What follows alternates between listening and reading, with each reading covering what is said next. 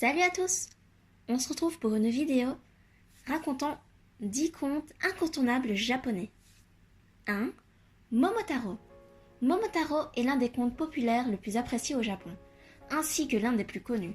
Le nom Momotaro est composé de Momo, qui signifie pêche en japonais, et de Taro, qui est un prénom masculin populaire au Japon. Peut-être avez-vous déjà entendu ce conte traduit sous le nom de l'enfant né dans une pêche. Si l'on suit la forme la plus populaire du conte, datant de la période d'Edo, Momotaro est arrivé sur Terre dans une pêche géante flottant sur une rivière. Une vieille femme, sans enfant qui lavait ses vêtements, la trouve et découvre ensuite avec son mari, alors que tous deux tentaient d'ouvrir la pêche pour la manger, l'enfant qui s'y trouvait. Ce dernier leur explique alors qu'il a été envoyé par le ciel pour être leur fils. Le couple l'appelle alors Momotaro. Plusieurs années plus tard, Momotaro quitte la demeure familiale pour combattre une bande de démons qui se trouve sur une île éloignée. Chemin faisant, Momotaro rencontre un chien, un singe et un faisan avec qui il devient ami et qui accepte de l'aider dans sa quête. Arrivé sur l'île, Momotaro et ses amis animaux entrent dans le fort des démons et se battent avec la bande des démons qui finit par se rendre. Momotaro retourne alors chez lui avec ses nouveaux amis en emportant le trésor et le chef des démons en tant que captif. Depuis, Momotaro et sa famille vivent luxueusement et sont heureux. 2. Urashima Taro.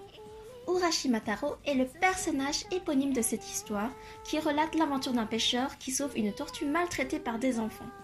Le lendemain de ce sauvetage, alors qu'il se trouve à nouveau en mer, une immense tortue vient à sa rencontre pour lui annoncer que la tortue qu'il avait sauvée était la fille du dieu de l'océan et qu'en guise de récompense, il était invité à passer quelque temps dans un palais sous l'océan.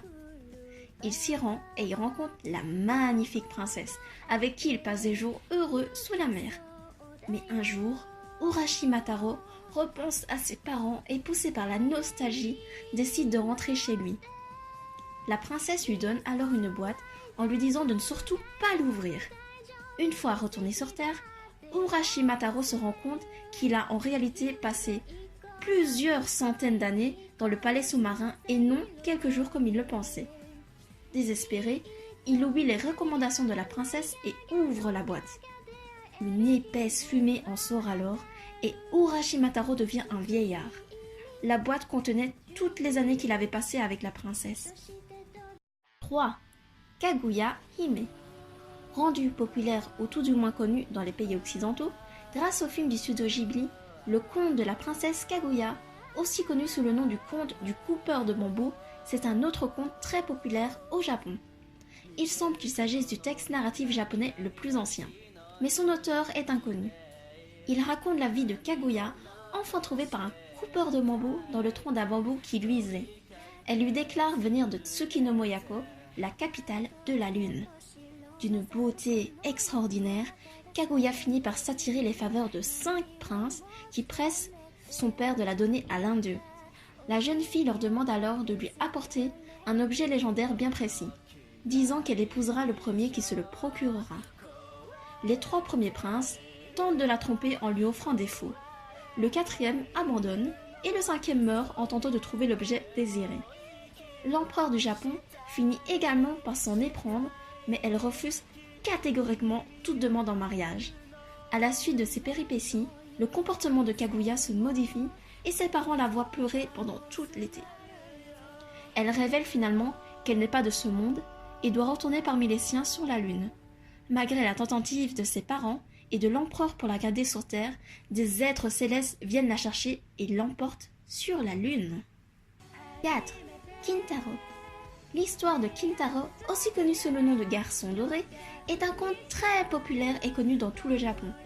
Bien qu'il existe plusieurs versions de cette histoire, la plus répandue raconte les aventures de Kintaro, garçon disposant d'une force surhumaine qui grandit dans une forêt et devient ami avec de nombreux animaux vivant dans la montagne.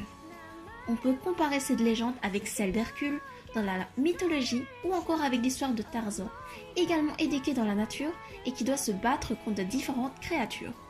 Le conte de Kintaro proviendrait du désir des parents de voir leur jeune garçon grandir en faisant preuve de force et de courage, tout comme le héros. 5. Tanabata. Tanabata correspond au Japon à la fête des étoiles, célébrée au 7e jour du 7e mois du calendrier. Dans les faits, la célébration a lieu le 7 juillet ou le 7 août, en fonction des zones où elle se déroule. Cette fête repose sur une légende chinoise bien ancrée au Japon. Elle provient du festival chinois Xixi et aurait été apportée au Japon au 8e siècle. Comme tous les vieux contes, il en existe plusieurs versions, mais nous retiendrons la plus connue. La légende relate l'histoire d'amour d'Orihime, étoile de Vega, fille du dieu du ciel, et de Ikoboshi, étoile d'Altaïr. Déesse tisserande, Orihime se voit confier la tâche de confectionner des vêtements pour son père, ce qui l'occupe énormément et ne lui permet pas de rencontrer l'âme sœur. Pour tenter d'arranger cela, son père lui fait rencontrer Ikoboshi. Ils tombent tout de suite amoureux et se marient peu après. Totalement épris l'un de l'autre, ils en oublient tous deux de s'adonner à leurs occupations divines et suscitent la colère du dieu du ciel qui leur interdit de se voir. Pour s'assurer qu'ils ne dérogent pas à cette interdiction, ils décident également de les séparer par une rivière infranchissable, la Voie lactée.